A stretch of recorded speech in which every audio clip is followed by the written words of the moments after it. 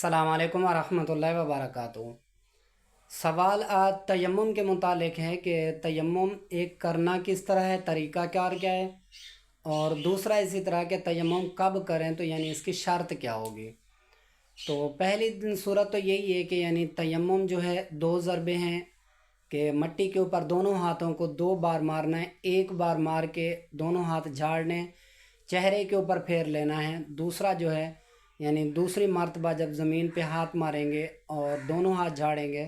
تو پھر کوہنیوں سمیت یعنی دونوں ہاتھوں کا مسح کر لینا ہے، جس کو التیمم ضربتان کہا جاتا ہے، دو ضربیں۔ اور اسی طرح یعنی یہ دونوں ہاتھ اور چہرے پہ مارنے ہیں کہ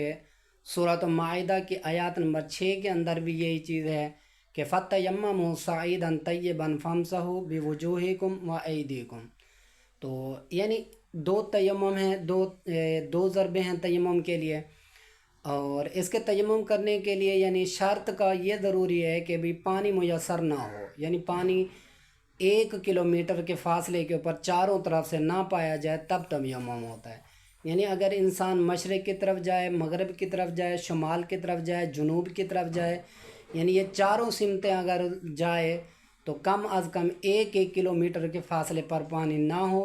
تب تیمم ہوتا ہے۔ اور باقی تیمم کے مسائل کیونکہ آج کل بہت کم پائے جاتے ہیں، کیونکہ آج کل جو ہے اس دور کے اندر ہر جگہ پانی میسر ہوتا ہے، ہر جگہ پانی پایا جاتا ہے،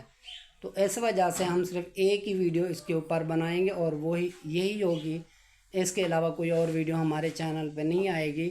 کیونکہ میں جیسے پہلے ہی عرض کر چکا کہ پانی کا نہ پایا جانا آج کل اتنا نہیں ہے، بلکہ ہر جگہ کثرت سے پانی پایا جاتا ہے کچھ نہ کچھ۔